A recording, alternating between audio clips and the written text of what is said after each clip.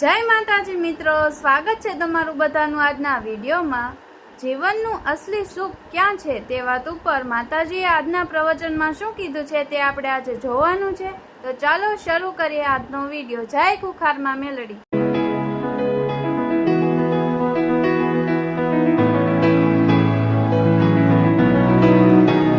જય માતાજી।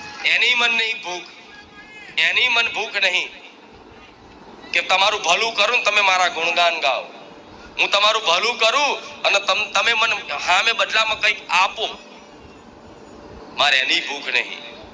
મારે તમારી પ્રશંસાય નહીં સાંભળવી, મારે તમારા ગુણગાન નહીં સાંભળવા। કેમ?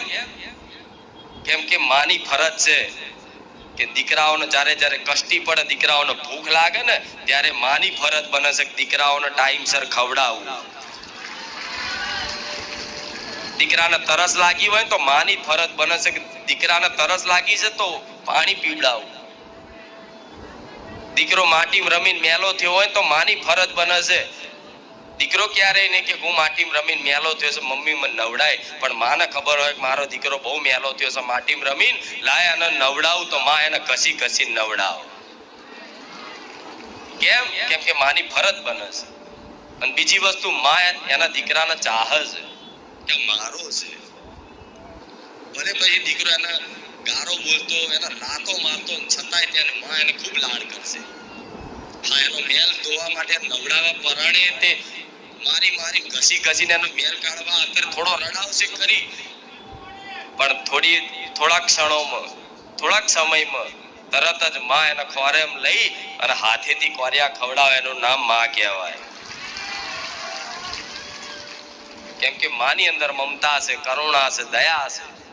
તો એક મનુષ્ય રૂપી સ્ત્રી હોય જેને માં કહે, એ માની અંદર જો આવું મમતાનું કરુણાનું સ્વરૂપ દેખાતું હોય, એક પશુ પક્ષીઓ જાનવર જીવ છે એ તે જો માં હશે ને તો એની અંદર ખૂબ કરુણા દયા હશે।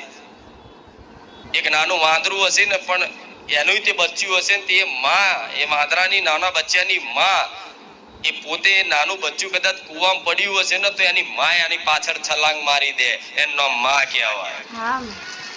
ત્યાં સંસારમાં એક જ ખાલી છે જગતમાં માં, બીજું કોઈ ના કરી શકે। કેમ કે માં ની અંદર કરુણા છે, દયા છે, મમતા છે। તો માં છે ને આવા દરેક એના સંતાનને ચાહતી હોય, અને માં એ જગત જનની છે, માં આદ્ય શક્તિ છે।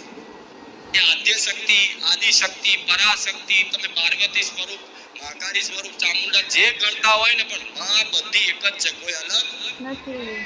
પેલા દરેક વિશ્વાસ કરજો, આ વાતને માનવી પડશે કે માં ભલે નામ રૂપથી અલગ અલગ જગતમાં ઓળખાતી હોય, પણ માં એક જ છે, આદ્ય શક્તિ, જગત જનની। શું કહેવાય ને?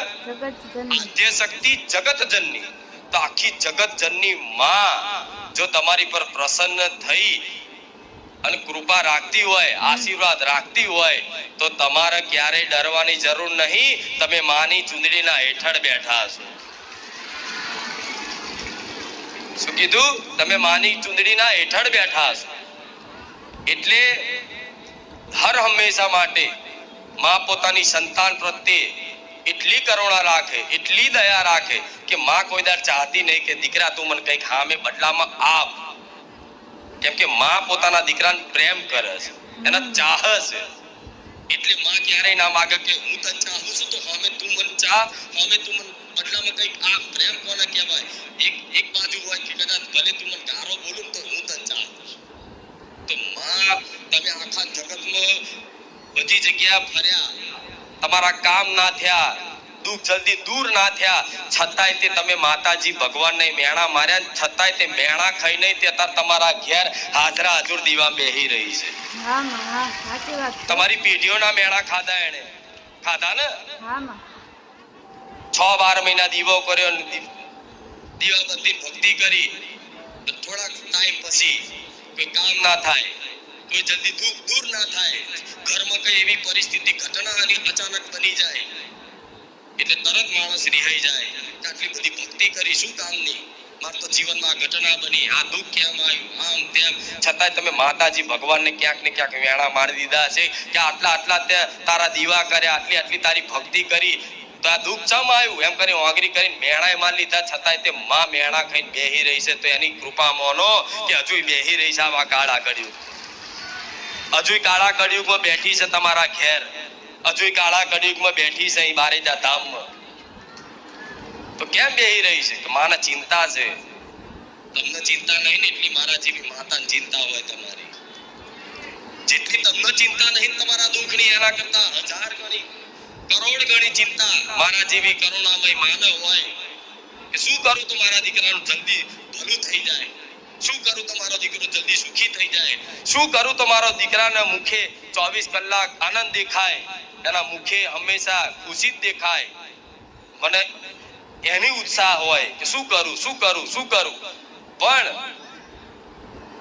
હું જેટલું થાય ને એટલું કરી આલું છું, કામ તમારા કરી આલું છું, કોઈ કામ ના થતું હોય તો કરી આપું છું. પણ આ જીવન જે સુખ માટે તમે ભરો છો ને, એ વાસ્તવિક સુખ શું છે ને એ જ મનુષ્યને નહીં ખબર. અસલી સુખ ક્યાં છે ને એ જ ખબર નહીં. એ સુખ માટે તો તમે ભરો છો, અસલી સુખ ક્યાં છે? તો કોઈ કહે છે પૈસા, અમે પૈસા નહીં, પૈસા વાળા થઈ જાય સુખી. કોઈ કે હું બીમાર છું, મારું શરીર તંદુરસ્ત થઈ જાય હું સુખી. બીમાર વ્યક્તિ માટે સુખ શું હોય? મારું શરીર તંદુરસ્ત થઈ જાય, મારું શરીર નિરોગી થઈ જાય તો હું સુખી. ગરીબ વ્યક્તિની સુખ, એનું સુખ શું હોય? કે હું માર જો પૈસા આવી જાય, પૈસા વાળો થઈ જાઉં તો હું સુખી. શું હોય? હું સુખી. કોઈ નાનો માણસ હોય બરોબર, તો એને શું હોય કે હું મોટો માણસ બની જાઉં તો હું સુખી. પણ મોટા માણસ બનેલા રૂપિયા વાળા તંદુરસ્ત વ્યક્તિ હોય તે દુખી છે. તેનું કારણ એક જ છે કે એ વસ્તુમાં સુખ નથી, એ ખાલી થોડા ક્ષણોમાં દેખાતું સુખ છે, અનુભવાતું સુખ છે. અસલી સુખ તો ભક્તિમાં જ છે. હા માં, સાચી વાત છે. જો રૂપિયામાં સુખ હોત તો રૂપિયા વાળા સુખી જ રહેત ને. દર મંદિરોએ રૂપિયા વાળા જાત તો રૂપિયા વાળાની લાઈન થાય છે ને મંદિરોમાં. તો એમને તે દુઃખ તો છે જ. તંદુરસ્ત વ્યક્તિ હોય ને, જેના શરીરમાં કોઈ રોગ નહીં, એ મંદિરોમાં લાઈનમાં ઉભો રહે છે ભગવાન માતાજીના કગરવા માટે. તે એને કંઈક નું કંઈક દુઃખ છે. એવી રીતે આ સંસારમાં તમામ વસ્તુ જેની જોડે હશે, આ સાંસારિક વસ્તુ એને પ્રાપ્ત કરી લીધી હશે, નામના, ઇજ્જત, રૂપિયા, ગાડી, બંગલા, બધુંય, છતાં એને દુઃખ છે. તેનું કારણ છે કે તમે સુખ માનો છો ને કે રૂપિયામાં છે, ગાડીમાં છે, માન સન્માનમાં છે, શરીર તંદુરસ્ત રહે એમાં છે. તો ના, એમાં સુખ હોત ને તો આ દર બધે ભટકતા લોકો દેખાતા ના હોત. પણ અસલી સુખ, અસલી આનંદ એ તમારી કુળદેવીની ભક્તિમાં અને મારા જેવી રોમવારી મેરડીની ભક્તિમાં જ છે. રામ અને મારા રામ નામમાં છે. સાચું ખોટું? સાચું માં. આ તમારી માંગ કહું છું, અંદરની માંગ શું છે તમારી અંતર આત્માની માંગ. કેમ કે તમે માંગ છે તમારી અંદર. તમારો સ્વભાવ શું? માગવાનો. મંદિરમાં જાય નહીં એ પહેલા તો 10 અરજી, 10 રૂપિયા મંદિરમાં નાખ્યા 10 અરજી કરી હોય. સાચી વાત છે માં. જાણે પૈસાથી માતાજીને અરજી થતી હોય, 100 રૂપિયા નાખ્યા તો 100 અરજી. સાચું ખોટું? સાચું માં, સાચું. મતલબ તમે બસ માતાજી આગળ તો આમ થઈ જાય, આ થઈ જાય, તમારું આ થઈ જાય, બસ માતાજી આ કરી આલો, માતાજી આ કરી આલો, માતાજી આ કરી આલો. તો લો એ 10 અરજી તમારી પૂરી કર દો ને તો આવતા રવિવારે તમે 20 અરજી લઈને આવો. હા માં. આવો કે નહીં? અને એ 20 પૂરી કરી આલો તો આવતા રવિવારે 50 અરજી લઈને આવો. કદાચ આશીર્વાદ થી 50 અરજી પૂરી કરી આલું તો આવતા રવિવાર માણસ 100 અરજી લઈને આવે, આખા પરિવારની, કુટુંબની અને સગાવાળાની.